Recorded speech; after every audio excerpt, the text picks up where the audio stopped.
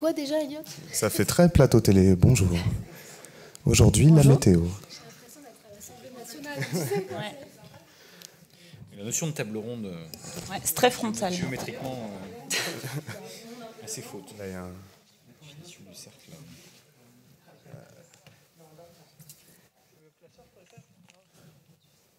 Est-ce que tout le monde va bien?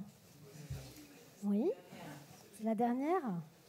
On va essayer de finir en beauté, alors sur un thème qui nous transcende tous, en tout cas tous ceux qui sont présents. Bonjour à tous déjà, moi je suis ravie d'être là, je suis Elsa Grangier, je suis toujours de cœur journaliste, mais aujourd'hui je suis directrice générale de l'ONG Ashoka France, qui s'occupe principalement de faire émerger une... Merci Juliette, j'ai quelques fans, je viens toujours avec une fan, c'est important, qui s'occupe de faire émerger une génération d'acteurs de changement que sont les entrepreneurs sociaux, mais pas que, et surtout la jeunesse.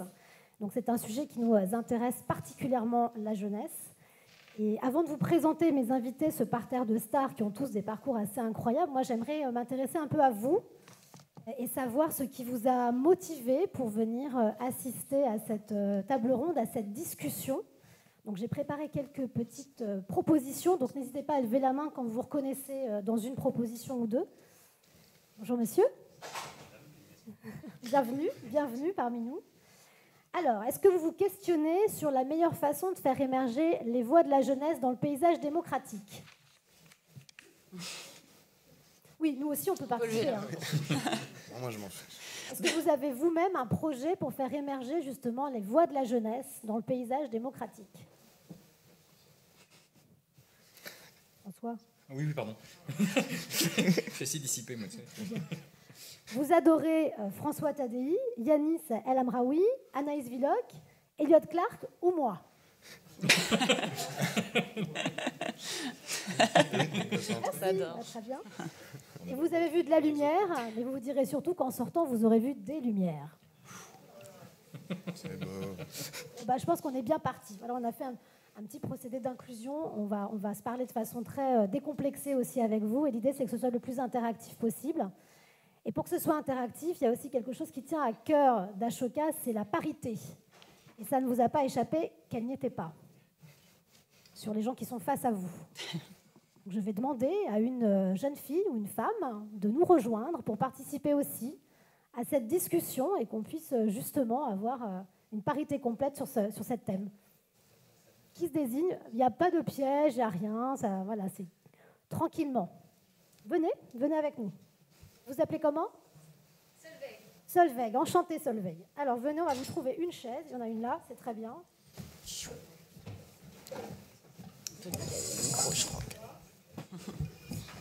Dès que vous voulez intervenir, ma chère Solveig, je vous donnerai le micro. Mais est-ce que vous pouvez en quelques mots nous dire qui vous êtes, ce que vous faites? Très bien, donc je m'appelle Solveig Guérou et je travaille dans une association qui s'appelle Viens voir mon taf. Donc on accompagne des collégiens, collégiennes de l'éducation prioritaire dans leur orientation et plus particulièrement leur recherche de stage de 3e. Donc c'est aussi une belle façon de faire émerger les voix de la jeunesse. Exactement, mais j'ai levé la main tout à l'heure. Oh, c'est parfait, merci beaucoup Solveig. Vous voyez, intervenants de qualité comme évidemment tous ceux qui sont face à nous. Alors maintenant, on va passer à vous, chers invités. Je vais d'abord commencer par Elliot. Elliot Clark, tu es donc rédacteur en chef de l'ASEP. Tu confirmes? Je confirme. C'est bien moi. Zone d'expression prioritaire. Alors l'ASEP, c'est une association qui travaille principalement à faire émerger des récits dans les réseaux d'éducation prioritaire, donc qui vient en périscolaire, qui fait de l'éducation populaire. Et vous aidez justement les jeunes à raconter des histoires qui les éloignent des représentations que les médias peuvent donner parfois des réseaux d'éducation prioritaire. Tu me corriges si je dis des bêtises. C'est à peu près ça. Voilà. Yanis El Amraoui. Donc Yanis, toi tu es cofondateur de Lycée en Transition. Lycée en Transition, c'est né au lycée Berthelot à Toulouse, si je ne me trompe pas, voilà.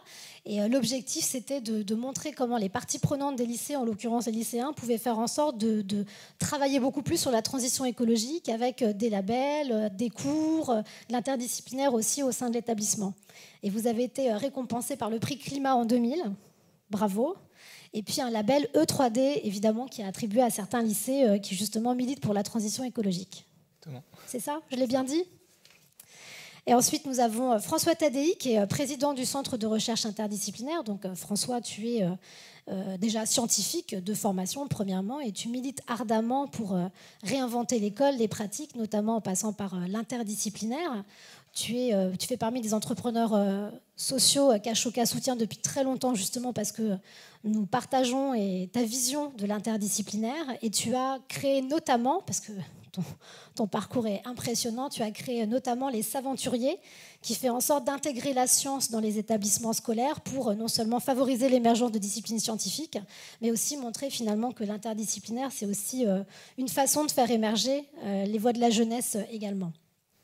Anaïs Villoc, tu es professeure des écoles depuis 9 ans maintenant. Tu enseignes en réseau d'éducation prioritaire à Poissy, et c'est un choix délibéré de ta part d'enseigner en réseau d'éducation prioritaire.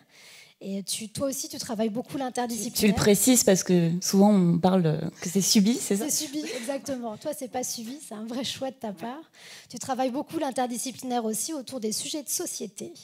Et j'ai eu la chance de croiser ta route puisque nous avons un commun, puisque tu es à l'origine du lobby de Poissy, c'est-à-dire la première junior association constituée par des élèves de CM2 que tu avais et qui ont coécrit la première déclaration européenne des droits de la planète et du vivant avec 310 élèves de 10 pays d'Europe, 15 classes et 27 autres professeurs portés au Parlement européen en novembre 2019. Tout ça en partant d'un projet de classe verte. Ouais. Voilà. Bon, maintenant que vous avez à peu près l'exhaustivité des intervenants, on va rentrer dans le vif du sujet en essayant de comprendre comment on peut faire émerger justement une parole de la jeunesse qui serait entendue par le politique. Alors François, la première question, elle est pour toi. Quand on parle jeunesse et politique, la première chose qui peut venir à nos yeux, c'est le taux d'abstention qu'on voit régulièrement, et les dernières régionales l'ont encore prouvé. Voilà, c'est un record. Comment on explique que justement ils soient de moins en moins nombreux les jeunes à aller voter et pour autant de plus en plus nombreux à s'engager dans le tissu associatif? Qu'est-ce qui coince en fait? Merci, bonne question. Honnêtement, je ne suis pas sûr d'avoir la réponse, mais peut-être des éléments de réflexion partagés. J'ai l'impression que ce qui est vrai pour les jeunes est vrai pour l'ensemble de la société, et toujours plus de citoyens ne votent pas, quel que soit leur âge. Les jeunes sont les derniers non-citoyens. Ils ne sont pas considérés comme citoyens jusqu'à 18 ans. Et entre 18 et 25, ils n'ont pas tous les droits, puisque typiquement le RSA, ils n'y ont pas droit. Donc il y a quand même un certain nombre de problématiques comme ça. Je pense qu'en moyenne, ça a été dit encore par Rosan Vallon ce matin sur France Inter, quand la politique traite de sujets où vous ne vous sentez pas directement concerné, vous ne vous sentez pas concerné par le sujet. Et donc que vous soyez jeune ou moins jeune, il y a le même type de choses. Et ce qui est vrai, c'est que comme les jeunes pèsent moins dans le système électoral, les politiques s'intéressent moins à eux. Et donc il y a une espèce de cercle vicieux où, puisque les politiques ne s'intéressent pas à eux, eux-mêmes ils ne s'intéressent pas à la politique et ils sont toujours plus désabusés. En plus, je pense qu'il y a un effet générationnel où ces jeunes sont habitués à l'immédiateté du numérique et les lenteurs de la politique, et le numérique permet la transparence et la politique n'est pas toujours très transparente. Et donc, mais c'est pas forcément une fatalité. Il y a typiquement des pays comme Taïwan, et on y reviendra peut-être, où les jeunes se sont emparés du numérique et de la démocratie. Ils sont en train de réinventer la démocratie à l'heure du numérique. Donc, il y a des espoirs. On peut s'inspirer de différents types de pratiques à différents types d'endroits dans le monde. Et je pense que cette jeunesse a envie de peser et elle se rend compte aussi que la politique est peut-être... L'échelon national n'est pas forcément le bon, ou l'échelon local. Typiquement, vous vous intéressez au problème climatique. Vous pouvez avoir une ville, une région, même un pays parfaitement vertueux. Ça n'empêchera pas le climat de monter si les autres pays ne le sont pas. Et donc, ce problème de décalage où les problèmes de la cité sont pas juste les problèmes de la cité où ils habitent, ce sont les problèmes de la cité globale. Aujourd'hui, c'est le village global. Et donc, peut-être qu'il faudrait, le jour où on aura une démocratie fractale qui va du très local au global, peut-être qu'ils s'y intéresseront plus. Mais pour l'instant, on ne leur a pas proposé d'élire Greta Thunberg comme présidente ou secrétaire générale des Nations Unies. Et puis on peut voir qu'ils s'y intéressent concrètement puisqu'ils sont de plus en plus nombreux à s'inviter sur le tissu associatif. Justement, ça a été ton cas, hein, Yanis, puisque on s'aperçoit que la parole des jeunes, finalement, elle ne passe pas forcément par l'expression du vote. En l'occurrence, avec l'abstention, c'est clair. En revanche, toi, tu fais beaucoup parler de lycée en transition, qui est une véritable action aussi concrète citoyenne. Tu peux nous en parler ? Oui, voilà. En tout cas, merci de m'avoir invité sur cet événement. Oui, nous, à Lycée en Transition, on est persuadés qu'on n'a pas...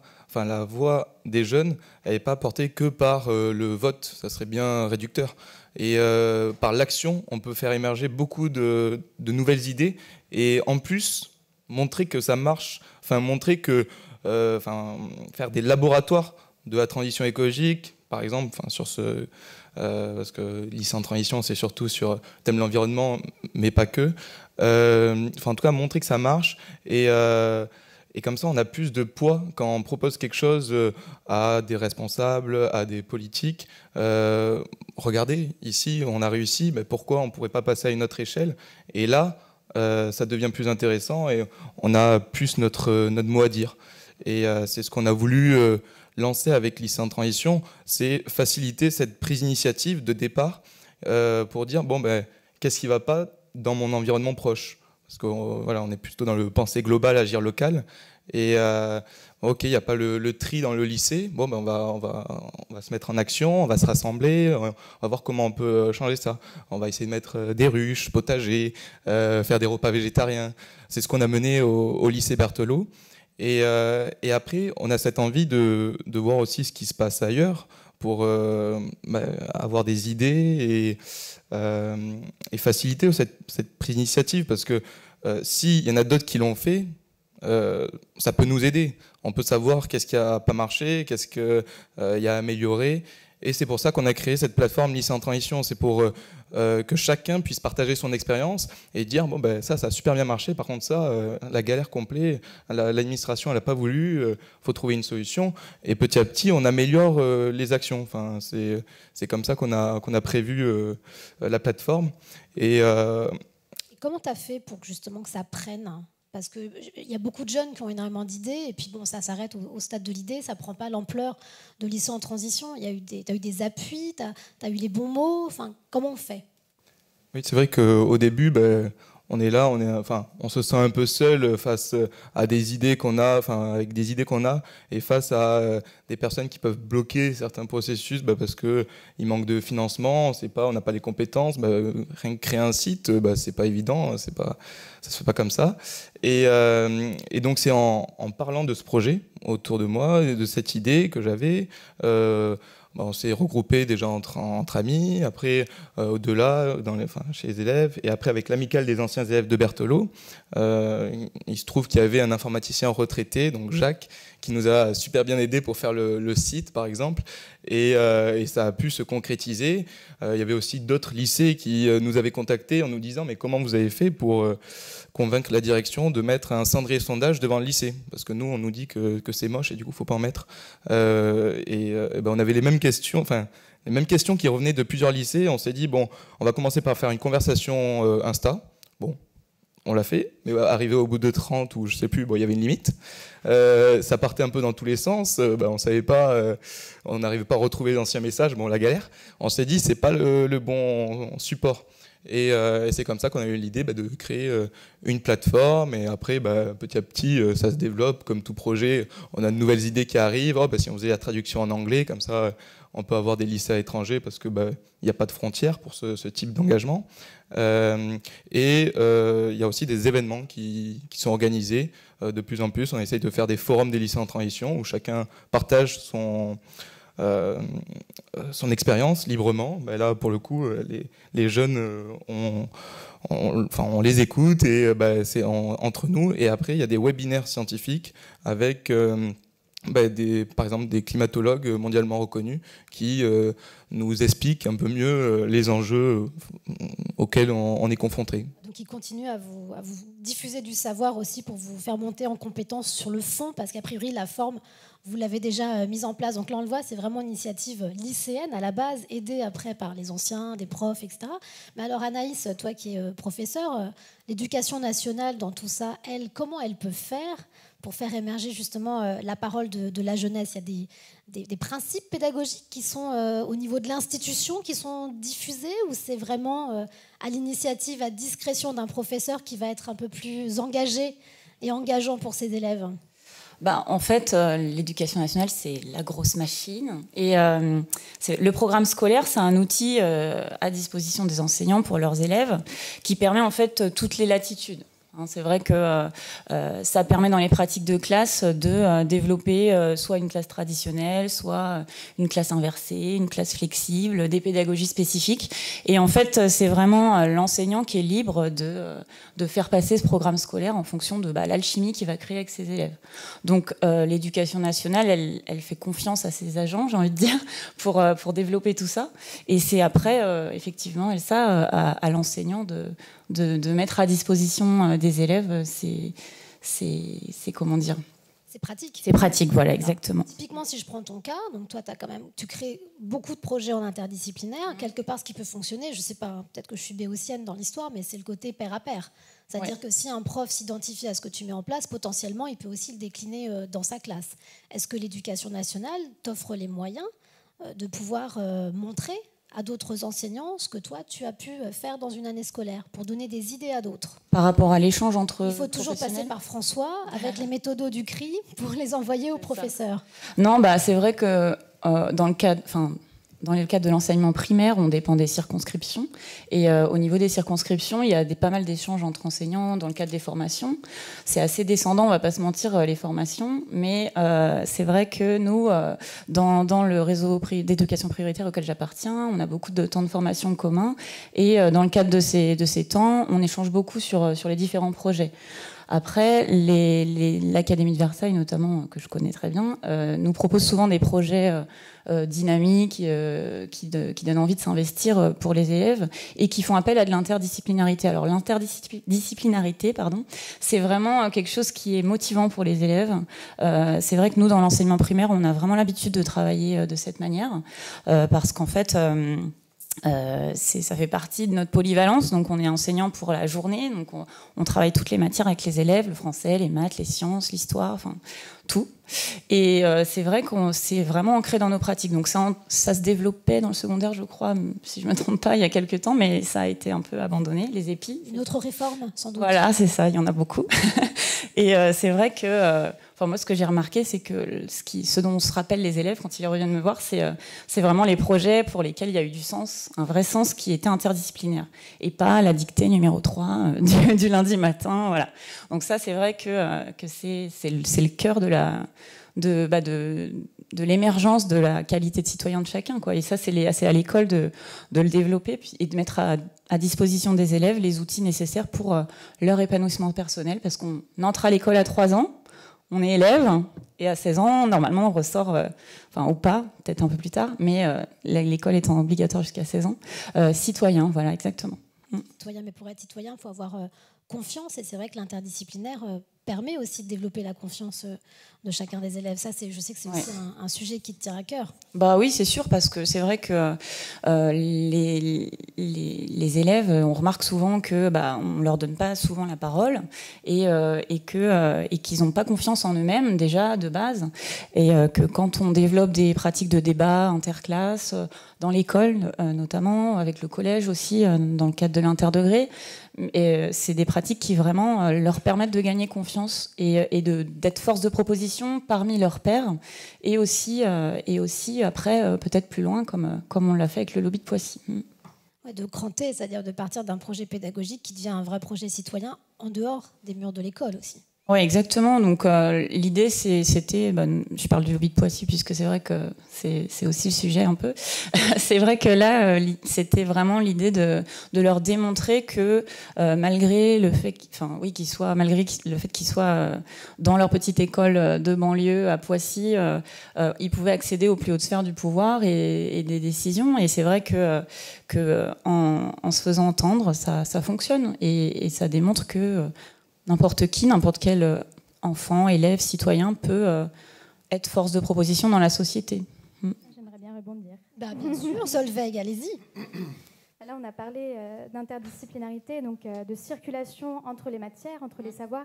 Et je pense qu'effectivement, cette circulation, il faut la penser aussi dans l'espace. Nous, ce qu'on constate en intervenant au niveau collège, c'est que l'autocensure est déjà extrêmement forte à 14 ans. Tous les ans, c'est effarant de voir à quel point ils ont intégré qu'il y a des espaces dans lesquels ils ne sont pas représentés et donc ils intègrent qu'ils n'y ont pas leur place. Et de les emmener justement hors des murs de l'école, dans des institutions, faire entendre leur voix, c'est inscrire cette possibilité dans leur futur, en termes d'orientation, mais plus largement en termes de citoyenneté. Exactement. Et ça commence déjà à l'échelle locale, hein, rien qu'en allant rencontrer les élus locaux, les élus départementaux, et puis... et en faisant venir les élus locaux et élus départementaux dans les écoles aussi. Oui, tout à fait. Avec les Parce qu'il ne faut pas se cacher, c'est vrai que là on parle de voix de la jeunesse, mais ceux qui sont aux manettes, j'ai envie de dire, ce sont les adultes, c'est pas les jeunes, notamment de moins de 18 ans, moi ils sont très petits. Et c'est vrai que voilà, il faut pouvoir dialoguer entre les générations et faire tomber ces barrières sociales qui sont un peu clivantes. Ça passe par ouvrir ces portes. Nous, ce qu'on observe, donc on travaille spécifiquement sur la question du stage de troisième. Le stage de troisième, ça dure 1 semaine. Donc c'est que 5 jours finalement, 5 jours ouvrés. Mais en 5 jours, on peut vraiment faire basculer un parcours. Le fait d'être accueilli dans ces espaces, donc dans des entreprises dont déjà ils n'ont jamais entendu parler parce qu'autour d'eux, ils n'ont pas ce type de métier représenté. Ils n'ont parfois pas non plus ce type de parcours. C'est pas évident de se dire je vais faire un bac+5 quand autour de soi, il n'y en a pas. Et donc le fait d'être accueilli, de rencontrer ces personnes qui prennent du temps de manière bienveillante pour leur expliquer un petit peu ce qui a été déclic, ce qui fait qu'aujourd'hui elles font ce qu'elles font, l'impact en termes de confiance en eux des élèves, il est énorme. Et du coup, en termes de projection, ils vont beaucoup plus loin. Merci beaucoup Solveig, ça me fait une formidable transition pour poser la question justement à Elliot, parce que vous êtes tous les deux du tissu associatif, on pourrait le dire aussi pour François. On le voit, le rôle des associations, il est fondamental aussi dans l'acquisition de la confiance et surtout de casser ces représentations, en fait, ce cercle vicieux qui s'opère d'autocensure régulier. Comment ça se passe justement avec zone d'expression prioritaire ? Comment tu t'y prends ? Quels résultats ça donne aussi pour casser ces représentations, comme quoi les jeunes ne sont pas capables de raconter leurs histoires ou raconter de belles histoires dans des quartiers qu'on fustige souvent d'être des quartiers à problème ?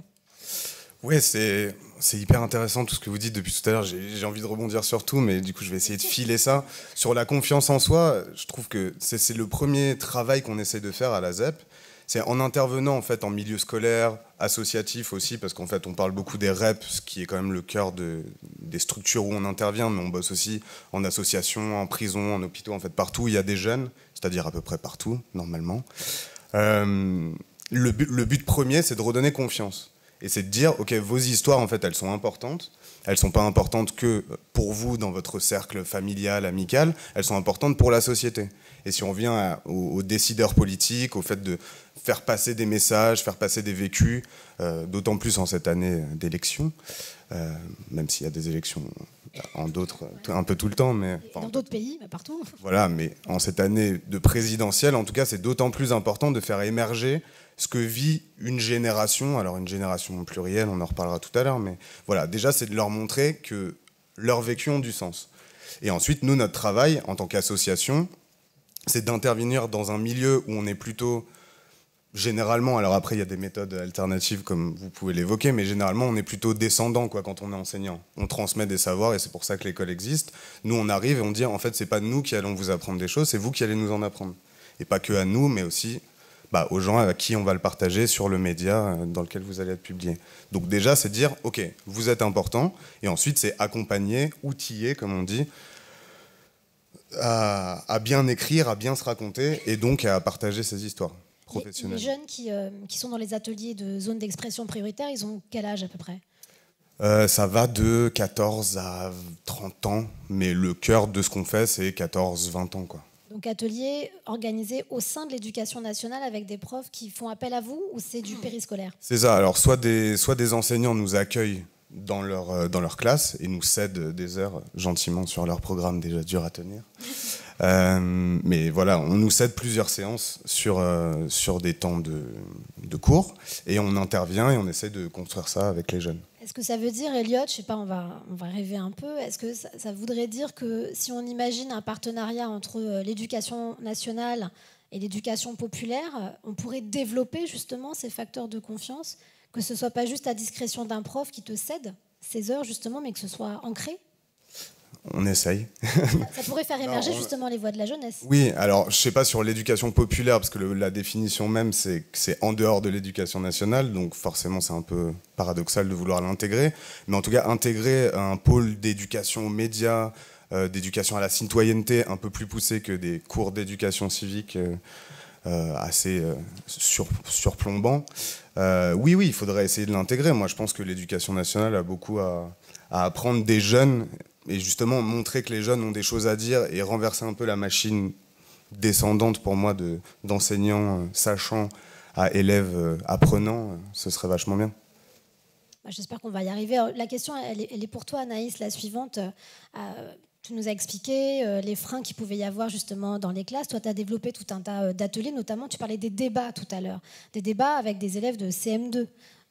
Moi, je veux juste partager une anecdote avec vous qui m'est arrivée il y a 2 jours, où je discutais avec un adulte en expliquant qu'on allait faire émerger les voix de la jeunesse dans le cadre d'idées pour la présidentielle. Et cet adulte, qui a une 50aine d'années, très sympa par ailleurs, m'a dit « Mais est-ce que ça ne va pas être trop décevant d'avoir les idées de la jeunesse pour les présidentielles ?» Ce à quoi j'ai répondu « Mais est-ce que tu as déjà lu les programmes des candidats ?» Et là, il m'a regardé et me dit « Ah ouais, effectivement, tu as peut-être raison. » Je lui ai dit, il y a un biais de représentation. Donc, est-ce que tu peux nous raconter comment ces élèves de 10, 12 ans, ils ont débattu, sur quoi ils ont débattu, et quel était le niveau en fait, de qualité de ces débats-là, qu'est-ce que ça a provoqué chez toi, comment tu t'y es pris, et quel résultat en fait? En fait, ce dont parlait Elsa, c'est vrai que c'était un projet de classe de CM2 dont en fait on était parti d'une classe verte à laquelle participaient nos élèves avec ma collègue, et on avait prévu de travailler toujours dans cette idée d'interdisciplinarité sur une bande dessinée qui s'appelle Hubert Reeves raconte la biodiversité, pour mélanger lecture, sciences, etc. Et donc en parallèle à cela, on intégrait ceci au programme d'éducation civique.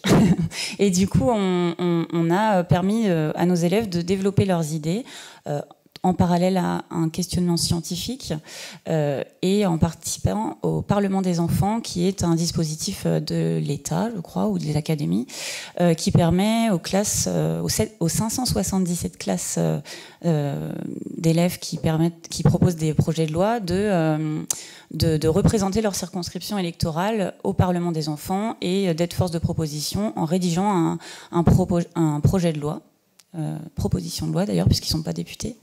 Et cette proposition de loi, elle est conçue, écrite par les enfants à partir de leurs travaux de classe. Voilà. Et donc, pour arriver à cette loi, il y a tout un travail en amont de fond, de contenu, de débat entre élèves pour faire émerger quelles sont les problématiques qu'ils ont envie de développer. Donc, le thème, c'était la biodiversité, la protection de la biodiversité. Et donc, ils ont sélectionné entre eux des thèmes qui leur ont permis d'aller vers ce contenu après un peu plus politique, du coup, puisque c'est une proposition de loi qui a émergé.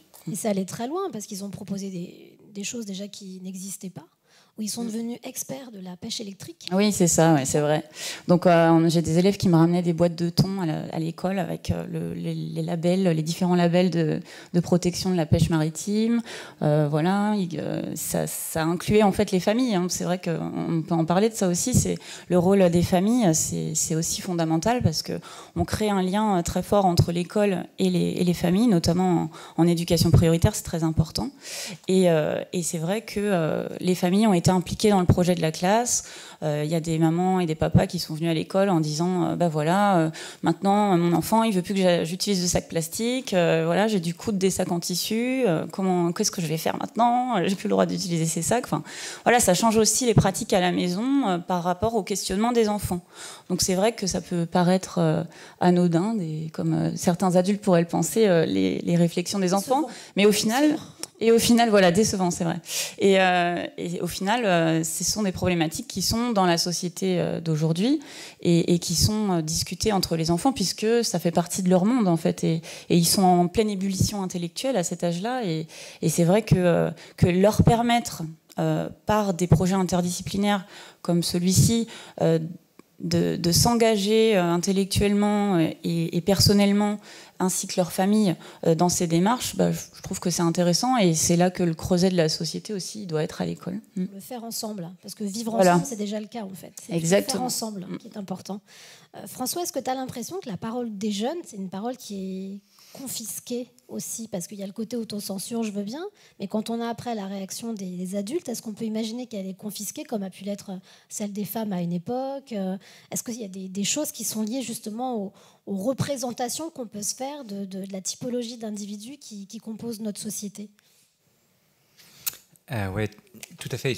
Tu fais allusion à la confiscation de la parole des femmes. Si on regarde les premiers lieux de création de la démocratie, en particulier Athènes ou les Lumières, on s'aperçoit que la Déclaration des droits de l'homme, c'était pas celle des droits de la femme, premièrement, et deuxièmement, la Déclaration des droits de l'enfant, il a fallu attendre encore bien longtemps après. Donc, typiquement, je pense que les mouvements de type MeToo ou MeToo inceste, etc., si on avait été plus inclusif du temps d'Athènes ou du temps des Lumières, on serait peut-être un peu moins en retard aujourd'hui. Donc, je pense qu'il y a un long problème historique et que on progresse, hein, mais on progresse doucement. C'est-à-dire qu'il n'y a plus d'enfants dans les mines, il n'y a plus de... Voilà. En tout cas chez nous. Mais à l'échelle mondiale, parfois on régresse. Hein. L'extraction du cobalt, on peut en parler. Hein, exactement. Et si on prend l'actualité, par exemple, l'UNICEF vient de coécrire un rapport avec Greta Thunberg et quelques autres que je vous recommande, qui montre que les jeunes à l'échelle planétaire vont souffrir du réchauffement climatique. Ça, c'est pas une grande surprise, malheureusement. Mais ils ont quantifié les impacts. Et donc, ce qu'on voit, c'est qu'il y a une très grande inéquité. C'est-à-dire que les pays qui ont le plus contribué au réchauffement climatique sont ceux qui en souffriront pas forcément le plus. Et inversement. C'est-à-dire qu'il y a plein de pays dans lesquels les adultes n'ont pas fait grand-chose pour contribuer au changement climatique. Et pourtant, leurs enfants vont en souffrir. Donc il y a à la fois une grande inégalité intergénérationnelle, parce que les enfants ils sont pour rien au réchauffement climatique, mais c'est eux qui en souffriront le plus longtemps et de manière la plus intense. Mais en plus il y a une inégalité géographique. Et donc tant qu'on n'écoutera pas la voix des jeunes, on considérera que le changement climatique par rapport aux impératifs économiques et blablabla, ça ne sera jamais pris en compte de la même manière. Donc typiquement, quand on demande aux jeunes s'ils voudraient voter, on a des réactions qui sont assez intéressantes. Il y en a qui disent ça dépend sur quel sujet. Donc typiquement sur le climat, ils sont plus intéressés que sur d'autres. Et puis il y en a beaucoup qui disent je veux bien, mais dans 2 ans. Et ce qui est intéressant, c'est que cette réponse est souvent indépendante dans leur âge. Et donc, quand on leur demande qu'est-ce qu'ils voudraient faire pendant ces 2 ans, ils disent je voudrais m'informer, je voudrais apprendre.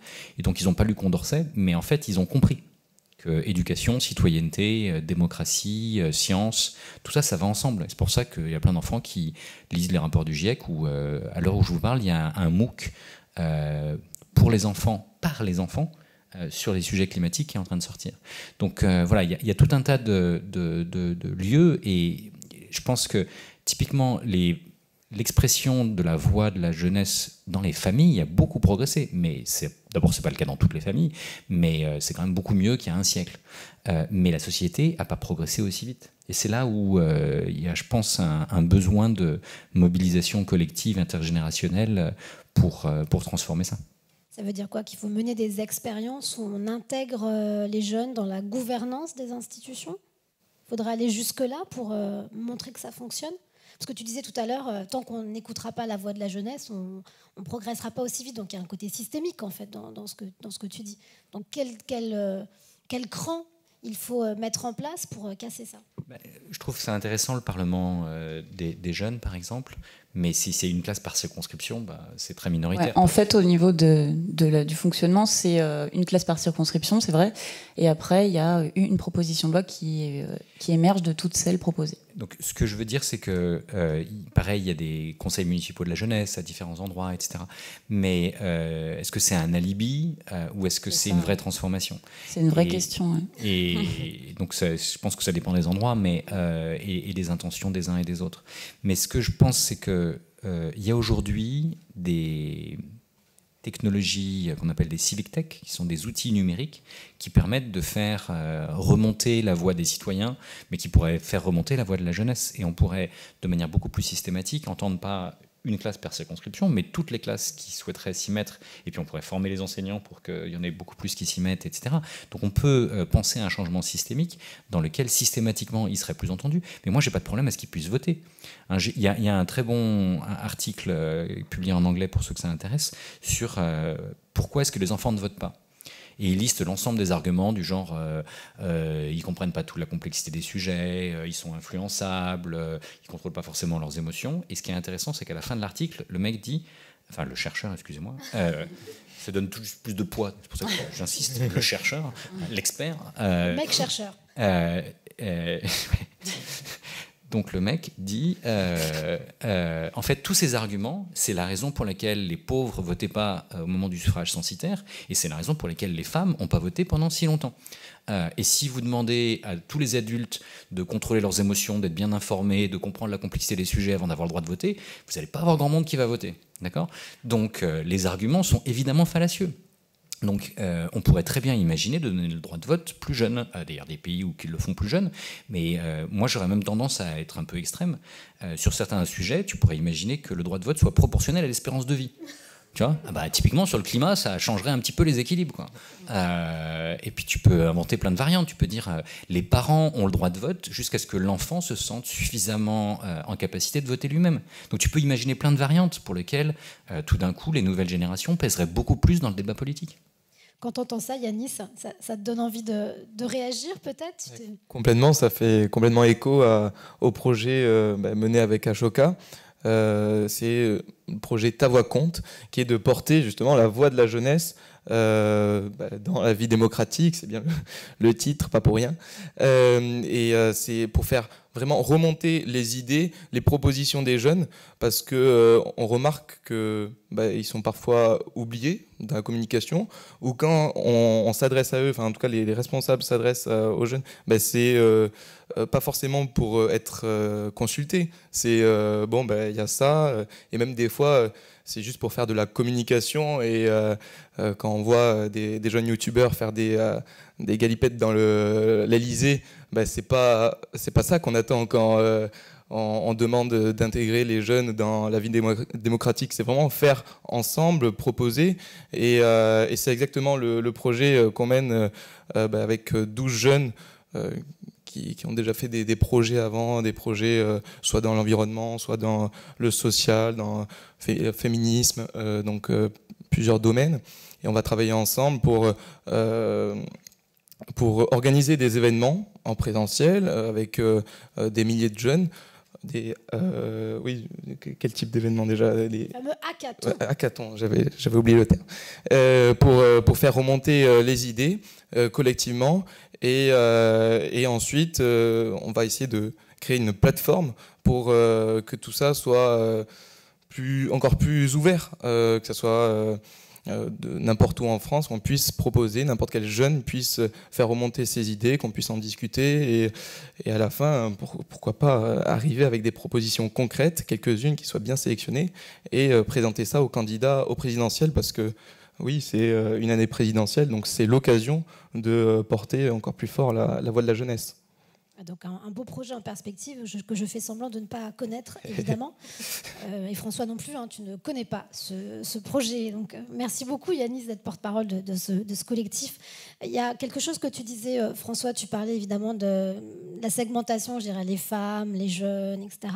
Mais même au sein de la jeunesse elle-même, il y a plusieurs jeunesses. Et ça, je sais, Elliot, quand on a préparé cette table ronde, on en a parlé. Alors toi, tu le vis en étant évidemment rédacteur en chef de Zone d'expression prioritaire, mais c'est un sujet dont tu avais aussi envie de parler. C'est parce que c'est pas que la voix de la jeunesse finalement qu'il faut faire émerger, parce que c'est vrai qu'on s'aperçoit quand il s'agit de climat, c'est quand même une certaine catégorie de jeunesse qui s'implique pour parler du climat, et c'est pas toutes les jeunesses de France. Donc comment on peut faire pour justement fédérer un peu plus aussi ces jeunesses-là pour qu'elles se reconnaissent, pour éviter de reproduire en fait des clivages successifs dans la société? Oui, déjà, tout ce qu'on dit depuis tout à l'heure, c'est hyper intéressant parce qu'en fait, la jeunesse, ça veut rien dire. C'est comme si on disait que tous les toutes les personnes entre 50 et 70 ans sont les boomers et qu'on les appelait comme ça tout le temps, ce qui les énerve très fréquemment. Quand ça se passe sur les réseaux sociaux, en fait c'est pareil, la jeunesse ça veut rien dire. Quand on se balade un peu, quand on écoute les vécus et les enjeux écologiques, environnementaux, c'est typique. Vous allez dans des quartiers, des cités, dans le 93 ou à Marseille en ce moment, dans les quartiers nord, on parle beaucoup de Marseille, vu que le président y est, le candidat, le président, choisissez votre... mais le président y est pour préparer un plan pour la ville. En fait, dans les cités, on n'a pas les mêmes enjeux, on n'a pas les mêmes considérations, on n'a pas les mêmes vécus, on n'a pas le même quotidien. Et c'est hyper important de diversifier notre vision des jeunesses et la manière dont on en parle aussi, parce qu'il n'y a pas de génération, en fait. Il y a des diversités géographiques qui sont hyper importantes à prendre en compte. Il y a des classes sociales qui tendent à être effacées quand on dit la jeunesse, et en fait c'est hyper pratique de dire la jeunesse, parce que du coup on pense plus les riches, les pauvres, c'est les jeunes. Et c'est toujours pour les placarder quelque part sur des enjeux type youtubeurs, réseaux sociaux, et à la limite environnementaux aussi. Moi je trouve qu'on a une plus grande facilité à ouvrir les enjeux écologiques et environnementaux aux jeunes, parce qu'on se dit que ça va être je sais pas, peut-être mignon, bien pensant ou quoi, mais par contre quand on va parler d'infrastructures sportives, éducatives, de logement, et là tout d'un coup les jeunes ils ont plus rien à dire, alors que parfois ils étudient à 6 dans une pièce et en fait personne ne le sait et tout le monde s'en fout. On va aller demander aux adultes ce qu'ils en pensent. Donc déjà il y a plusieurs jeunesses, il y a plusieurs manières aussi de raconter ces jeunesses, et aller les voir et aller leur demander directement, et ensuite les médiatiser. Et moi c'est surtout ça, ce sur quoi je voulais rebondir, c'est comment on change d'échelle. C'était un peu ce qu'on disait au début et ce que tu disais. On a commencé par un compte Instagram, puis en fait ça n'a pas suffi, du coup on passe à quoi? Et en fait le changement d'échelle, c'est les médias qui permettent ça. Et c'est hyper important, et nous c'est notre deuxième, j'ai beaucoup parlé de confiance en soi, mais après avoir redonné ou donné ou participé à donner, j'ai pas la prétention de réveiller, mis ma petite pierre à l'édifice de la confiance en soi des jeunes que je vais voir, c'est surtout leur dire en fait ton histoire, je vais pas te mettre une bonne note, elle va pas rester dans un carton, on va la publier sur notre site et on va la publier dans des plus gros médias, on en reparlera tout à l'heure, mais qui vont donner encore plus de poids à ton récit. Et politique aussi, c'est que les décideurs, il y a plein d'initiatives. La ZEP d'ailleurs est née de cette, un peu comme ce que vous essayez de faire avec Ta Voix Compte. La ZEP est née de ce constat que les jeunesses des quartiers populaires n'étaient pas entendues lors des élections, et c'était lors de la présidentielle de 2012, donc il y a fort longtemps, qu'on avait essayé, les créateurs de la ZEP avaient essayé de porter les voix des jeunesses auprès des candidats. Ça a marché, mais ça a marché parce que c'était très médiatisé aussi. C'est qu'il y a beaucoup de gros médias qui s'en sont emparés en période électorale, mais dès que la période électorale était terminée, tout d'un coup, les jeunes sont de nouveau oubliés. Et en fait, nous, notre média et notre démarche, c'est que les enjeux de jeunesse, qui sont d'ailleurs pas que des enjeux de jeunesse, on se rend compte, si vous lisez les témoignages sur la ZEP, c'est des choses qui touchent tout le monde, hein, peu importe l'âge. C'est juste que eux, ils sont jeunes, donc ils le disent d'une autre manière, mais c'est des enjeux qui vous touchent tous et toutes. Et c'est hyper important de les médiatiser tout au long de l'année, et pour leur donner du poids et essayer de peser dans les décisions politiques, au-delà de faire participer les jeunes aux institutions. Je vais rebondir, parce que c'est vrai que tu as relevé plein de freins dans ce type de projet, dans ce projet un peu fou, Ta Voix Compte, essayer de porter la voix de la jeunesse. C'est vrai qu'il y en a plusieurs finalement. Donc comment essayer de toucher, comment trouver, qu'ils aient de l'intérêt à participer à la vie démocratique et qu'ils aient confiance aussi. Donc c'est vrai que ça fait du lien entre tous les projets qui peuvent se faire avec une certaine jeunesse qui serait moins engagée dans les quartiers populaires. Tous ces projets, ils font en sorte que les jeunes, ils sont plus en confiance. Ils se disent je suis légitime aussi à dire mon avis, à dire ce que je pense dans le cadre scolaire, dans le cadre aussi de la vie citoyenne par le biais de vote. Et je trouve que toutes ces initiatives, ça fait sens.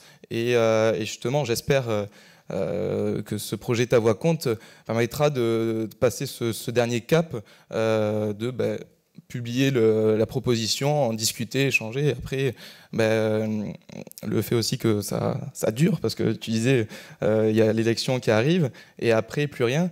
Justement, on va faire en sorte qu'il y ait un suivi, que ça soit des engagements de mise en place, des propositions qui vont ressortir. Donc concrètement, on sera là après les élections. Où vous en êtes s'ils ont dit oui, on y sera pour aller leur dire maintenant au travail.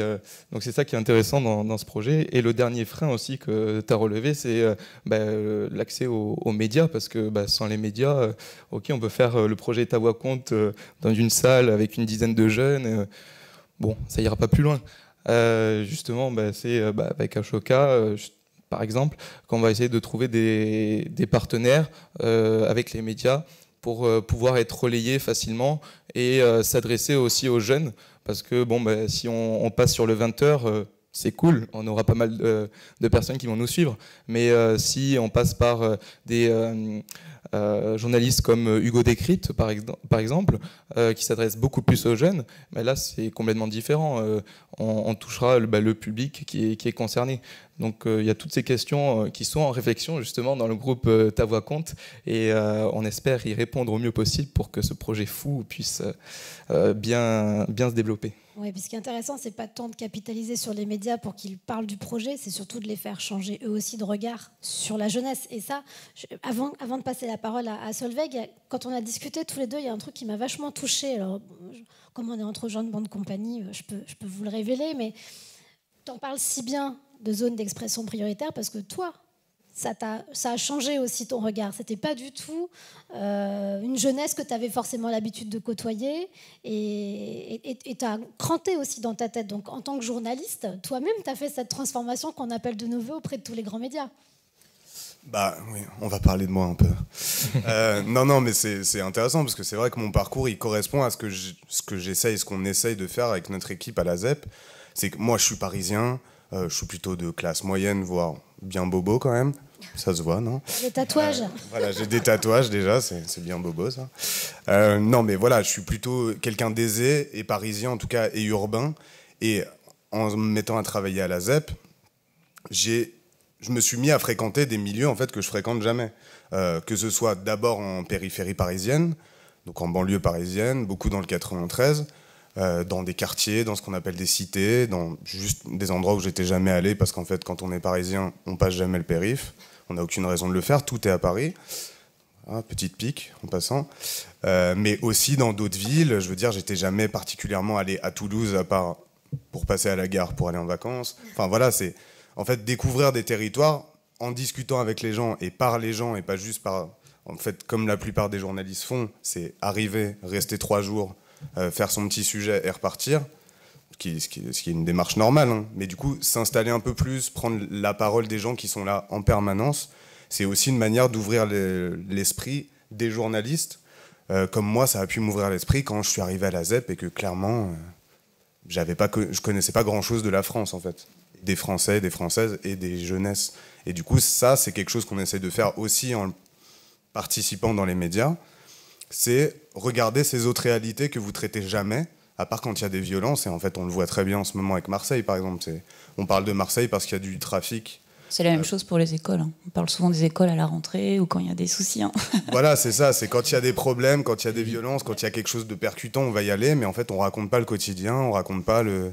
J'étudie toute l'année à 6 avec mes frères et sœurs dans une même pièce, j'ai pas de table. C'est vrai que la question du territoire, elle est au cœur de tout ça, parce que moi, mes élèves, par exemple, on est dans une ville où le centre-ville, il est en contrebas de toute la ville, et le réseau d'éducation prioritaire auquel j'appartiens, il est sur un plateau naturel. Et en fait, mes élèves, souvent, j'ai remarqué de prime abord, quand on va en ville, par exemple au cinéma, etc., au centre-ville, ils me disent on va à Poissy. Donc ça, c'est vraiment marquant par rapport à la considération qu'ils ont dans leur propre ville, en fait. Ça part déjà de là. Et ça, c'est une problématique qui est vraiment au cœur de tout ça et de tout cet engagement dans la cité, dans la société. Et c'est aussi, dans le cadre de l'école, parce que moi je suis enseignante, mais à nous de leur démontrer que l'appartenance, elle doit être là, et qu'ils doivent s'engager aussi pour eux par rapport à ce territoire. on l'a vu, l'expression de la voie démocratique, c'est presque le truc ultime. Avant ça, il y a de la confiance à gagner, il y a de l'existence, il y a de la considération de la part des adultes. Solveig, j'ai envie de te poser une question concernant Viens voir mon taf. Est-ce que tu vois de la part des employeurs, en tout cas de ceux qui reçoivent les stagiaires de 3e, une transformation aussi qui s'opère dans le fait d'accueillir un jeune de 15 ans comme ça pendant une semaine dans son entreprise? Ou est-ce que c'est toujours l'oncle, la tante qui trouve le stage et du coup, voilà, un peu sous le manteau, ça se dérobe? Alors on va dire que ça, c'est le point de départ et c'est justement ce sur quoi on essaie de prendre appui pour aller plus loin. Souvent, le stage de 3e, c'est un moment où on observe que le réseau est crucial. Effectivement, on va demander à ses parents, à l'oncle, à la tante, et de fait avoir une opportunité de vivre une expérience de qualité ou non, quand on n'a pas ce réseau en question. Donc nous, on s'appelle le réseau des gens, des jeunes sans réseau, pas par hasard. Et ce qui est intéressant quand les entreprises accueillent, c'est qu'il y a différents points de départ. Certains ont véritablement la motivation de faire découvrir leur métier. Ils pensent qu'ils ont quelque chose à apporter, ils ont envie de transmettre. C'est super, on les adore. Il y en a d'autres qui pensent qu'il faut un petit peu redorer le blason de leur entreprise et que donc il ferait bien de travailler avec nous, ça leur fera une belle image. Alors, ceux-là, on discute avec aussi. Et ce qui est intéressant à voir avec eux, c'est justement le chemin parcouru entre ce point de départ et la rencontre qui s'opère. Parce qu'en fait, quand on est tous les jours, plusieurs heures dans la journée à côtoyer une personne avec qui on n'a pas l'habitude d'échanger, on se rend compte que ces rencontres sont riches. Donc on parlait tout à l'heure de freins. Nous, c'est des freins qu'on constate et je vais oser prononcer les mots un petit peu gros qu'on ne prononce pas. Je vais parler d'entre-soi. Je pense que le principal enjeu aujourd'hui, si on veut accélérer la transition, le zéro exclusion, zéro carbone, etc., c'est vraiment faire céder ces barrières-là de l'entre-soi. Et comment ça se passe ? Ça se passe déjà en permettant ces rencontres, et ces rencontres dans les deux sens. En allant dans les cités comme Elliot, quoi. Voilà, j'ai trouvé hyper intéressant ce témoignage, parce qu'effectivement, on a tendance à se dire, OK, on va aller vers, et puis voilà, on fait un petit peu cette expérience touristique, quelques heures, une journée, voire un peu plus. Mais en sens inverse, on ne pense pas nécessairement qu'on a quelque chose à en apprendre, en fait, à retirer nous aussi. C'est-à-dire qu'on va apporter quelque chose, on est un petit peu dans cette posture descendante, et on ne se dit pas, mais qu'est-ce qu'eux ont à m'apprendre ? Qu'est-ce qu'eux ont à m'apporter ? Et du coup, je trouve qu'il y a un vrai enjeu à repenser en fait l'apport de ces jeunesses plurielles, effectivement, parce que c'est bien beau d'être entre personnes qui ont fait des études supérieures, mais tout le monde ne fait pas ce choix, et ils en ont bien le droit, en fait. Il y a de très beaux parcours à tout niveau de qualification.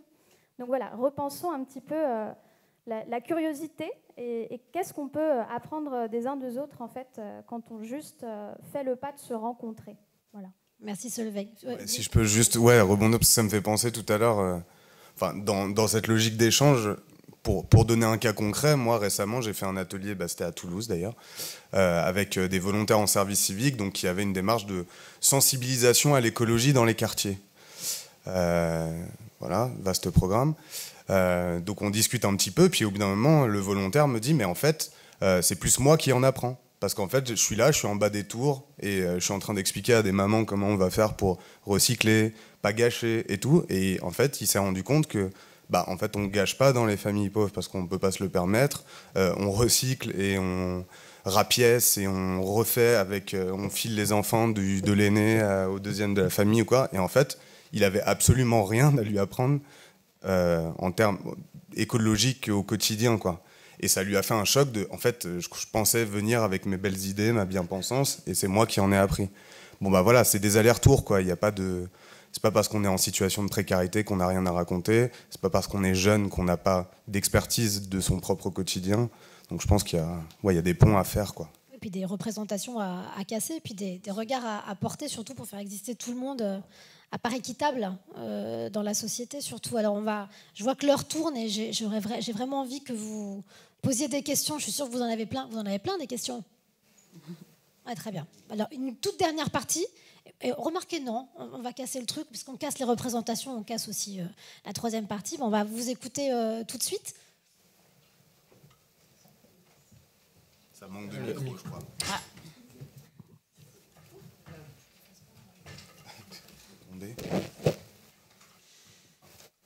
merci beaucoup pour... D'où venez-vous? Quel jeune étiez-vous?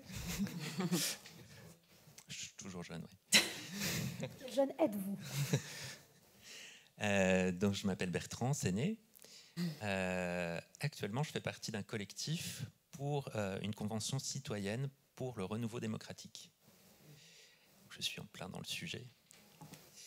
Et j'ai trouvé ça hyper intéressant. Et ça m'amenait à toutes ces réflexions qu'on est en train de mener. L'idée, quand on fait une convention citoyenne, c'est que on va faire un tirage au sort et puis ensuite, les gens vont débattre, réfléchir, écouter des experts, etc.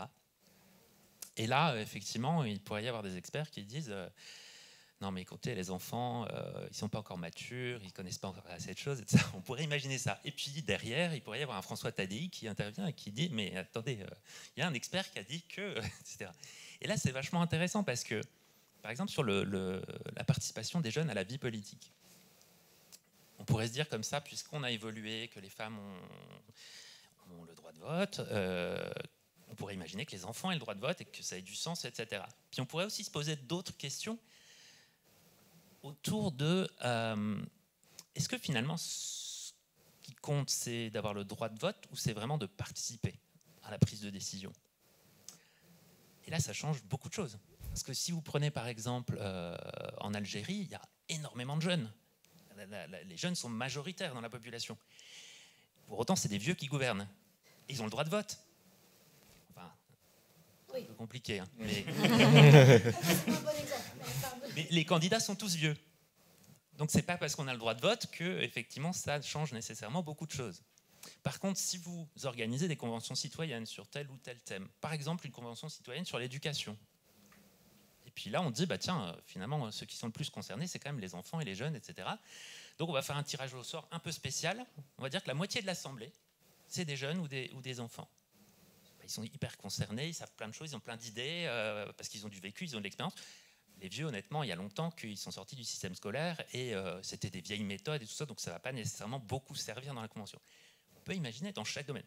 À l'inverse, je dirais que sur la conception d'un système financier, économique, etc., avec des règles, c'est vrai que c'est plus difficile pour les enfants parce que c'est des trucs hyper complexes parfois. Quoique, parfois, ils auraient peut-être la bonne idée qui aurait beaucoup plus de sens que le système actuel. Surtout, ils raisonnent par analogie. Donc, c'est pas parce qu'ils ne sont pas sur la matière en elle-même qu'ils ne sont pas capables de mettre des procédés ou des méthodes en place. Et donc, ce qui va être intéressant, parce que ça va se faire, c'est dans cette convention citoyenne pour renouveau démocratique de réfléchir effectivement à la place qu'on peut donner aux jeunes dans la prise de décision, pas juste dans le vote. C'est intéressant ce que vous dites. Moi, je rebondis, je me permets. Après, vous pourrez réagir, bien entendu. Mais la place qu'on donne aux jeunes, pourquoi nous, on leur donne une place, en fait? Pourquoi on se place pourquoi ils doivent prendre une place, avoir une place? Quelle place ont les jeunes dans la société et pas celle qu'on s'autorise à leur donner sous différents critères? Là, on est déjà dans un rapport hiérarchique quelque part et beaucoup moins plat. J'entendais en fait que la convention en question va donner aux jeunes parce qu'elle va décider de la place qui va être donnée aux jeunes. Je réagis à ça parce que moi, je suis très attachée comme ancienne journaliste aux mots et je m'aperçois qu'en fait, ça fait des dégâts colossaux. Je voyais un papier dans Le Point ce matin qui expliquait que l'Allemagne avait été humiliée par le dernier résultat de PISA et que du coup, elle avait complètement révolutionné son système éducatif. Humiliée. J'espère surtout qu'ils se sont posé la question de savoir comment leur jeunesse allait avant de se dire quelles comparaisons ils avaient dans les autres pays d'Europe. Donc c'est pour ça que, pour moi, c'est important qu'on choisisse les mots qui nous permettent aussi d'évoluer dans nos représentations et dans nos pratiques. Mais je pense que François a un truc beaucoup plus intéressant que moi à dire sur le sujet. Non, la France est plutôt pire que l'Allemagne dans PISA et on n'a malheureusement pas la même réaction. Mais ça, c'est encore un autre problème. Ouais, je pense que là, c'est hyper intéressant de savoir comment est-ce qu'on pèse sur les décisions qui nous concernent.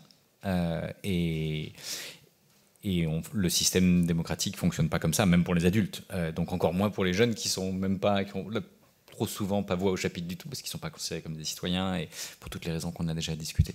Donc comment est-ce qu'on pourrait redesigner un système et éventuellement le redesigner avec toutes les générations pour essayer d'inventer quelque chose qui soit plus intéressant. Et je reviens sur... donc il y a à la fois ce côté intergénérationnel, il y a ce côté géographique. Typiquement, les réseaux sociaux n'ont pas de frontières, le changement climatique non plus, les virus non plus. On voit bien qu'une bonne partie des vrais problèmes d'aujourd'hui n'ont pas de frontières, donc si on ne vote qu'à l'intérieur d'une frontière, on a du mal à peser. Et je pense que, très honnêtement, les outils digitaux adaptés, parce que les réseaux sociaux, c'est plutôt de la bêtise collective que de l'intelligence collective, pour le dire vite. Mais co-créer des outils d'intelligence collective qui permettent de faire coévoluer la capacité à décider, la capacité à comprendre, la capacité à peser sur les décisions, ça me semble hyper important. Et donc, on parle du siècle de Périclès, on parle du siècle des Lumières. Je ne sais pas si un jour on parlera du siècle digital pour passer d'une citoyenneté locale à nationale à globale, mais j'espère qu'on est bien avancé dans ce siècle, à minima. Mais je pense qu'il y a des vrais sujets, on a besoin de prendre le temps de les co-designer avec toutes les générations. Il y a des lieux intéressants, il y a des exemples intéressants à l'international, des exemples historiques. Il y a eu des républiques des enfants dans certains endroits, y compris en Pologne. Il y avait des journaux d'enfants, des tribunaux d'enfants, des parlements d'enfants. Donc tout ça, ça a été prototypé. Il y a des endroits où ils existent encore avec des variantes. Donc je pense qu'on peut vraiment prendre le temps. Il y a des espaces digitaux où ces genres de choses se passent. Aujourd'hui, il y a plein de jeux, par exemple, dans lesquels on peut peser sur l'évolution du monde dans lequel on est. Donc je pense qu'il est en train de se passer des choses. Et si on sait fédérer tous ceux qui ont envie que ça bouge, à commencer par les plus jeunes, et qu'on sait co-designer tous ensemble d'autres types d'écosystèmes démocratiques dans lesquels la voix de chacun pèsera beaucoup plus qu'aujourd'hui, parce que c'est vrai qu'aujourd'hui, le lobby de Poissy, tu en parlerais mieux que moi, a été pensé en grande partie face à d'autres types de lobbies, et parce qu'ils ont compris qu'il y a des gens qui... Vous aurez compris que c'est de l'humour. Oui, non, mais il y a des lobbies positifs, et ils sont positionnés comme un lobby positif de citoyens de l'RAJ. Je pense que c'est juste génial. Et je trouve ça intéressant qu'ils aient pris ce concept. Donc je pense qu'il faut prendre le temps de se poser, de redesigner. Une année électorale est un bon contexte, mais il faut évidemment pas s'arrêter en mai ou juin, parce que ça sera retombé au niveau médiatique. Il faut porter ces sujets d'année en année, et par exemple, si ta voix compte est entendue, il faudrait que ce ne soit pas entendu juste avant l'élection, que ça soit entendu de manière récurrente, et puis ça le soit au niveau européen, puis au niveau global, etc. Une façon d'évaluer aussi les politiques publiques par la jeunesse, c'est pas tout de proposer des idées, qu'elles soient prises en compte et, imaginons, réalisées. Il faut derrière qu'elles puissent être évaluées, parce qu'on l'a vu sur la Convention citoyenne notamment. C'est très beau dans l'esprit, il y a eu beaucoup de belles idées, et puis à partir du moment où ça rentre dans la passoire, où le filtre est étatique, ça se modifie, quoi. Et puis il faut que les droits soient opérants, quoi. C'est une chose d'avoir le droit de vote. Par exemple, les enfants ont des droits aujourd'hui, mais d'abord peu d'entre eux le savent, on les forme trop peu à ça. Et puis il y a un droit qu'ils n'ont pas, c'est le droit de demander de nouveaux droits. C'est quand même un droit de base dans une démocratie. Et si on leur donne le droit de demander de nouveaux droits, quel droit ils vont demander? Ils peuvent demander le droit pour la nature, et ils l'ont fait très bien dans ta classe. Ils peuvent le faire à différents niveaux, et je pense que ça serait hyper intéressant. Mais on ne leur donne pas, et donc comme ils ne savent pas qu'ils ont le droit, ils n'osent pas, et puis la plupart du temps, ils ne vont pas le faire. Alors ils vont demander le droit d'avoir des glaces ou des frites à la cantine, mais ça peut aller beaucoup plus loin, évidemment, si on les aide à co-construire ça. Puis après, c'est la finalité. Donc ça, c'était la troisième partie. Il nous reste une petite vingtaine de minutes, mais qui peut être interactive. Donc si vous avez des questions, surtout, vous n'hésitez pas. Alors, je lance une petite question. Après, on prend la vôtre. Madame, ça vous va? Super. Mademoiselle, pardon. Madame. Et la vôtre aussi après, monsieur. Alors, bon, on a vu comment faire émerger de la voix de la jeunesse. On a vu quelles pouvaient être aussi les difficultés. Mais après, c'est pourquoi, en fait, il faudrait qu'on fasse émerger la voix de la jeunesse, finalement. Il y a Qu'est-ce que ça provoque en fait dans le tissu social, dans le tissu même sociétal? Yannis, si on prend ton expérience, quand tu regardes ce que tu as fait en termes d'action, alors j'aime bien cette phrase-là que tu dis souvent, quand tu vois le monde, tu dis je suis pessimiste dans l'analyse, mais optimiste dans l'action. Voilà, ça c'est une très jolie phrase. Qu'est-ce que ça a changé en toi, en tant qu'individu, en tant que jeune citoyen, que d'avoir initié ce mouvement lycée en transition? Quelle joie! Est-ce qu'il y a eu des moments où vraiment tu t'es senti encore plus citoyen qu'avant? Oui, c'est clair, quand on voit les rapports du GIEC, par exemple, quand on voit les conséquences du changement climatique, si on reste à rien faire, c'est assez anxiogène, limite. On parle beaucoup d'éco-anxiété en ce moment. Et justement, par l'action, on peut avoir ce positivisme qui revient. Et ça, je trouve ça super intéressant. Et je l'ai vu dès le début, quand j'ai commencé à m'engager. C'était en seconde dans les associations écologiques comme Alternativa à Toulouse, où on rendait festif le fait de voir qu'il y a des alternatives autour de nous, voir qu'il y a des personnes qui lancent des alternatives et qui s'y plaisent. Donc ça donne complètement un autre sens. On passe d'un côté anxiogène où on ne sait pas trop où se placer, où on voit quelque chose où on n'a pas la main dessus. Et là, limite, j'ai envie de dire, on oublie un peu ça. Et on passe du côté des solutions et on imagine ensemble le monde de demain. Bon, ça fait un peu phrase bateau, mais c'est un peu ça. C'est quand on va vers de nouvelles alternatives, c'est un peu ce qu'on souhaite pour plus tard. Et donc donner encore plus donner la voix aux jeunes, c'est super important parce que justement les jeunes ont pris conscience des enjeux et veulent du coup des actions à la hauteur de ces enjeux-là. Et donc si on pousse la voix de la jeunesse, on pousse aussi des nouvelles idées, que ce soit au niveau écologique, social, tous les enjeux de développement durable. Donc on voit que c'est essentiel. Madame, on va prendre votre question. Vous avez peut-être pas encore le micro, si c'est bon. Bonjour, merci beaucoup. Déjà, je suis très contente d'être ici. Là, c'est mieux. Du coup, donc moi, je travaille pour une association qui s'occupe de la réinsertion de personnes détenues et sortant de prison. Voilà, depuis un moment. Et en fait, je rejoins plein de problématiques que vous avez soulevées depuis tout à l'heure. Donc, c'est intéressant. C'est cool aussi de voir qu'on n'est pas seul, parce que parfois, voilà, ça fait du bien de voir un peu ses pairs. Et puis moi, j'ai une question la question à 1 million d'euros. J'en profite d'avoir des experts face à moi. Parce qu'avec les personnes qu'on accompagne, donc qui sont détenues ou sortant de prison, il y a beaucoup de jeunes. Ça représente plus de 60% de la population carcérale en France. Et c'est des personnes qui ont complètement perdu confiance en elles, mais également dans le système. Donc voilà, on a des conversations assez régulières sur « j'irai pas voter, ça sert à rien. De toute façon, que j'y aille ou pas, rien ne changera ». Et donc, est-ce que vous avez des pistes peut-être pour essayer de les remobiliser par rapport à ça? Voilà, toute piste est bonne à prendre. Merci. Déjà, c'est la question à 5 millions, plus que 1 million quand même. Désolée. François, Elliot, Anaïs, Yanis? Ouais, moi aussi, rapidement. Il y a une vidéo sur le web qui m'a marqué qui s'appelle Step into the Circle, dans lequel on est dans une prison de haute sécurité américaine. Et il y a une petite dame blonde qui est au centre d'un cercle où il y a 250 hommes baraqués qui sont là pour longtemps. Et elle leur dit, sur son t-shirt il y a écrit « There is no shame », elle leur dit « Il n'y a pas de honte à avoir ». Si vous avez subi, et puis elle pose 10 questions.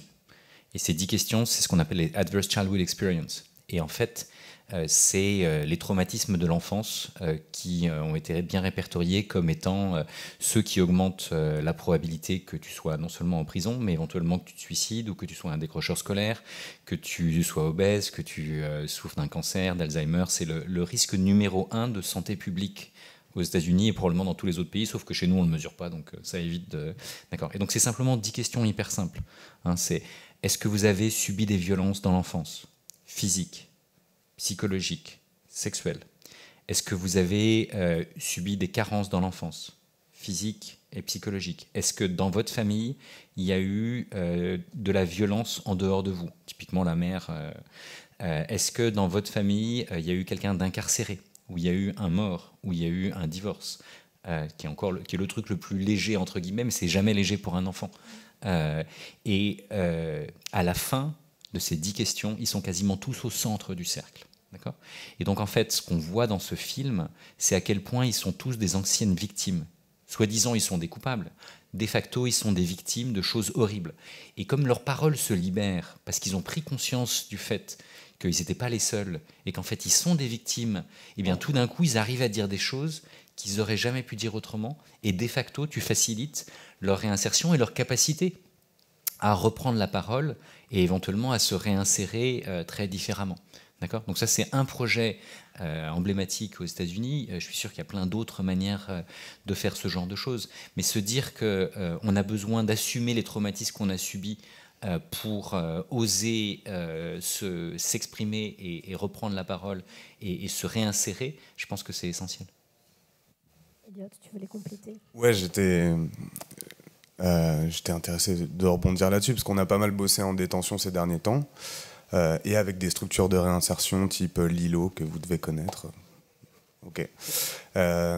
Et en fait, ce qui participe aussi vachement, alors l'identification des raisons pour lesquelles on est là, je trouve que c'est vachement important, mais aussi, là, encore une fois, et c'est en journaliste que je parle, et forcément je défends ça, mais la médiatisation de ces vécus, soit de ce qu'on va appeler, dans les quartiers souvent où il y a des jeunes qui se retrouvent en détention, des grands, des anciens, voilà, médiatiser un peu ces vécus, parce que souvent, en fait, quand on en est à notre première, deuxième, troisième détention, bah, on a pris du recul. Et moi, j'ai beaucoup bossé là avec des détenus avec des peines longues qui racontent, donc plus jeunes pour le coup, mais qui racontent très très bien la mécanique de l'entrée-sortie de prison, et genre je sors et du coup je suis mal vu, du coup je trouve pas de taf, du coup qu'est-ce que je fais? Bah, je refais des conneries, donc j'y retourne.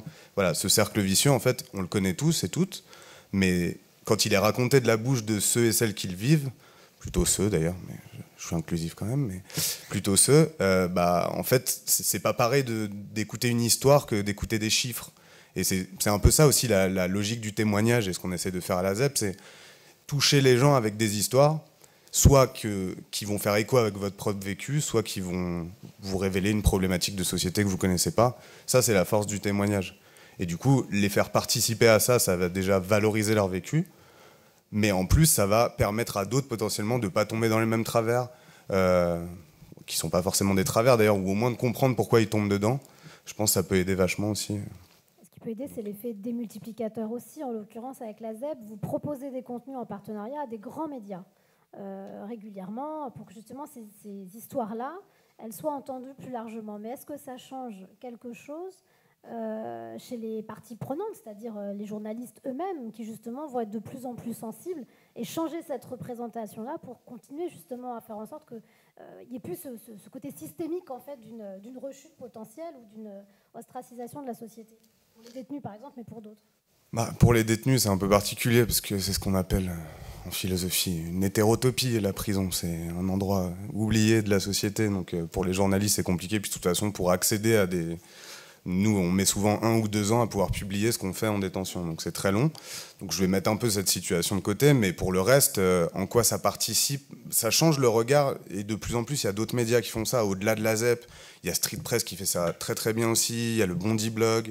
Il y a de plus en plus de médias qui vont soit avoir un service jeunesse, et pas le service jeunesse de « on va vous raconter la rentrée 2021 », mais plus service jeunesse de « voilà, il y a tel enjeu de société, il se passe ça dans tel quartier », mais du regard des jeunes eux-mêmes. C'est en train de se démultiplier parce qu'il y a des médias comme la ZEP ou comme Street Press ou comme le Bondi Blog qui laissent la place, donnent la place, font prendre la place. On peut trouver le bon terme, on le cherche en permanence aussi. Il y a une place à prendre en tout cas, et de plus en plus de journalistes, et nous on le voit sur notre compte Twitter par exemple, c'est intéressant, 50% de nos abonnés c'est des journalistes quasiment. Et ils se sourcent, et en fait il y en a plein, et on bosse avec une trentaine de journalistes partout en France qui nous disent en fait bosser avec vous on aime bien parce que déjà on fait du terrain, alors c'est très drôle l'éducation. Hein. Voilà, c'est ça, c'est censé être leur quotidien, mais du coup il n'y a que via nous qui font du terrain, donc c'est assez représentatif du journalisme aujourd'hui. Mais en plus de ça, ils disent, et ça m'ouvre plein de sujets, et souvent ils font un atelier dans un quartier, typiquement à Marseille, on a déjà une journaliste qui a fait un atelier, et qui ensuite a fait un sujet pour de la PQR, donc un journal local, sur le quartier en question. Parce qu'elle, justement, elle avait fait du terrain avec nous, et elle avait discuté avec des jeunes longtemps, et elle a vu un sujet que personne n'avait fait. Et elle l'a vendu à un journal. Donc il y a des mentalités qui changent, et faire témoigner les jeunes participe aussi à faire mieux travailler les journalistes. Monsieur, vous aviez une question, je crois, vous aviez levé la main. Ouais. Oui, merci. Je vais poser une question simple à vous tous. Est-ce que l'intragénérationnel a beaucoup changé depuis 1945 ? Merci. Vous avez 3 heures. Vous avez 4 heures. Alors, qui prend cette question ? Oui, je crois que ça a changé, oui, j'imagine. Enfin, on le voit tous dans nos familles. Enfin, moi, personnellement, on va aussi parler de moi, Elliot, tu vois. C'est vrai que quand on se rappelle de la place de la parole des enfants, par exemple. Enfin, si je pense à ça, moi j'ai 35 ans, c'est vrai que dans ma plus tendre enfance, il y avait la table des enfants, la table des adultes, et c'est vrai qu'on ne participait pas parfois aux discussions des adultes. Et c'est vrai que quand je vois aujourd'hui les repas de famille, les enfants, les adultes mangent ensemble et on discute ensemble. Et je pense que ça a changé, oui. Et même que les enfants, les jeunes encouragent les parents à aller vers certaines actions, notamment dans le domaine environnemental, faire des éco-actions. Il y a les jeunes qui poussent et les parents qui suivent de temps en temps. C'est comme ça que mes parents se sont retrouvés avec un compost dans la maison. Voilà. Je rappelle l'histoire de Thomas du lobby de Poissy qui a milité pour son lombricomposteur dans l'appartement, mais il n'a pas réussi à convaincre ses parents. Ouais, mais juste une autre référence, c'est le chercheur. Il y a des publications scientifiques qui montrent que si vous formez des enfants sur les questions de changement climatique, c'est la meilleure manière de faire changer d'avis leurs parents. Donc même si les enfants votent pas, les éduquer sur ces sujets peut avoir un impact, y compris sur les élections à venir, sans attendre que le droit de vote ait changé ou sans attendre qu'ils aient 18 ans. Et ça marche d'autant mieux que c'est une fille qui parle à son papa. C'est ça ce que disent les recherches. Et ça, c'est ce que les marques ont bien compris. C'est le pouvoir de prescription pour acheter des Kellogg's. Donc ce serait bien qu'on l'applique à d'autres univers, qu'on réussisse à convaincre les parents de faire d'autres gestes. Est-ce qu'il y avait d'autres questions? Il nous reste 10 minutes. Top chrono? Non? Personne? Moi, je voudrais dire que je ne suis pas d'accord sur la réponse. Vous avez tous les droits. J'en avais encore une pour vous, si vous vouliez. Que ça n'existe pas une génération, monsieur. Allez-y. Si vous ne prenez pas en compte le fait qu'en France, et le phénomène est mondial et au top au Brésil, que 20% des familles sont des familles monoparentales, c'est-à-dire des femmes seules, avec toute la difficulté pour éduquer l'enfant, le former, j'en passe, et des meilleurs. Si vous prenez en compte que beaucoup de grands-parents sont partis tout simplement dans des lieux paisibles, mais que ce n'est pas les grands-parents qui vont garder bébé. Alors qu'il y a eu un développement important du travail féminin, grâce à Jacques Delors et Simone Veil, où on est passé du modèle mère au foyer au modèle conciliation, vie familiale, vie professionnelle. Et que, avant même la crise et la pandémie, ont commencé les violences conjugales, entre guillemets, parce que ce n'est pas forcément des gens mariés. Ça peut être simple concubinage ou autre, et peu importe. Bon, moi j'estime que, et je dois rajouter le fait qu'il y a des violences parfois entre parents et enseignants. Du genre du parent qui vient voir l'enseignant et qui dit « Comment ça ? Vous avez filé une mauvaise note à mon petit génie, mais vous connaissez rien, etc., etc. » Donc,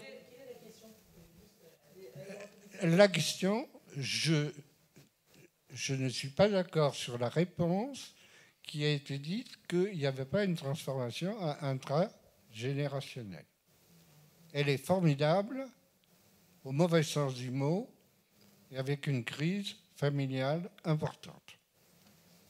Bien, on ne va pas finir sur cette note.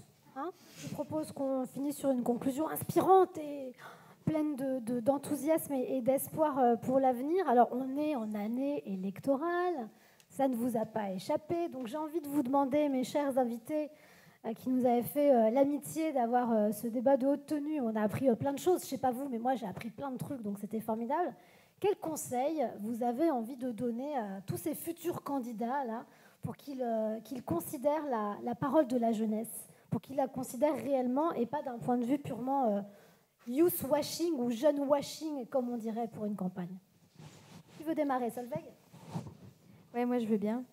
Je leur conseillerais déjà, pour qu'ils sachent un petit peu mieux de quoi ils parlent et qui, en fait, leurs politiques vont impacter, de passer à minima une semaine en fonction des sujets. Donc si, typiquement, on s'intéresse à l'éducation, évidemment, moi je connais la question des collèges en particulier, et passer une semaine en collège, et si on s'adresse à d'autres publics, qu'ils aillent aussi à la rencontre des différents territoires avant de décider finalement si c'est approprié ou non. Donc du terrain pour Solveig, du terrain, toujours du terrain, encore du terrain. 3 choses donc. Ouais. Qui continue un conseil ? Yanis, qu'est-ce que tu as envie de leur dire aux futurs candidats pour qu'ils considèrent la voix de la jeunesse ? Je pense surtout prendre au sérieux la voix de la jeunesse et pas se dire qu'on c'est une génération super influençable et qu'on peut leur faire croire ce qu'on veut et avec un petit coup de com' ça ira. Alors que non, on a tous des vraies idées, que ce soit les jeunes ou les moins jeunes, tous des propositions et que surtout à l'écoute. Le terrain, l'écoute, Anaïs ? Oui, ça peut faire consensus, je pense. Terrain, écoute, évidemment, et ne pas cliver les générations, Elliot, c'est vrai. Il n'y a pas les jeunes d'un côté, les aînés de l'autre. C'est la société dans son intégralité et écouter toutes les parties pour fédérer et faire ensemble. Voilà. François, Elliot ? François, il est en train de mûrir sa conclusion pour nous faire une punchline de dingue. Je voulais finir par une blague, mais j'allais dire la retraite, mais c'est tout ce que j'ai à leur conseiller. Non, mais c'est assez... le terrain, évidemment, le terrain, puis la prise d'information, quoi, s'informer au bon endroit. Mais je pense qu'ils le font déjà, c'est pour ça la retraite, en fait, c'est qu'ils n'ont pas envie de l'appliquer, ceux et celles qui sont là en ce moment. Ouais. C'est une réponse personnelle. François, tu conclus pour nous tous ? Si, François. Et si j'aime bien. Et si nous changions les règles du jeu, et si nous redésignions le système, et si nous le faisions de manière intergénérationnelle, et si nous le faisions pas une fois dans une campagne, mais qu'on co-crée, et si nous co-créions des dispositifs dans lesquels, de manière beaucoup plus agile, beaucoup plus démocratique, beaucoup plus transparente, on puisse prendre le pouls de chacun, on puisse arriver à entendre les voix qu'on n'entend pas habituellement, on puisse prendre en compte, y compris la voix de ceux qui ne sont pas encore nés, par exemple. Tu vois, ce qui est typiquement pas complètement trivial, mais que dans certaines traditions on fait depuis longtemps. Donc je pense qu'il y a vraiment un effort de redesign et de le faire, y compris au niveau international. Je reviens là-dessus parce que je vois pas comment on peut régler les enjeux planétaires localement. Et les enjeux planétaires, si on les règle pas, ils vont voir de telles catastrophes qu'aucune politique qu'on peut prévoir à l'échelle nationale n'aura de sens. Donc je pense qu'il faut vraiment prendre le temps de redesigner le système. Je pense qu'il est arrivé à ses limites, et on les voit, ses limites au niveau environnemental, mais je pense que la démocratie a besoin d'être réinventée, elle a besoin d'être co-designée avec les nouvelles générations en particulier. Merci François. Alors justement, vous me faites une super conclusion à gauche en ayant souscrit à ce que vient de dire François. Alors, est-ce que vous avez pris du plaisir et appris des choses pendant cette heure et demie qu'on a passée ensemble ? Si oui, manifestez-vous, s'il vous plaît, qu'on voit si l'objectif initial... écoutez, c'est carton plein. Je crois qu'on va la redesigner ensemble, cette société. Merci infiniment de la qualité de vos questions. Merci infiniment, mes chers invités. Moi, j'étais ravie de voir cette qualité de débat. Solveig, bravo, parce que c'était pas forcément évident de débarquer comme ça au Débeauté. Et je pense que ça a permis aussi d'avoir un autre éclairage sur la jeunesse, avec l'employabilité au cœur aussi. Voilà, à bientôt et merci Convergence de la confiance.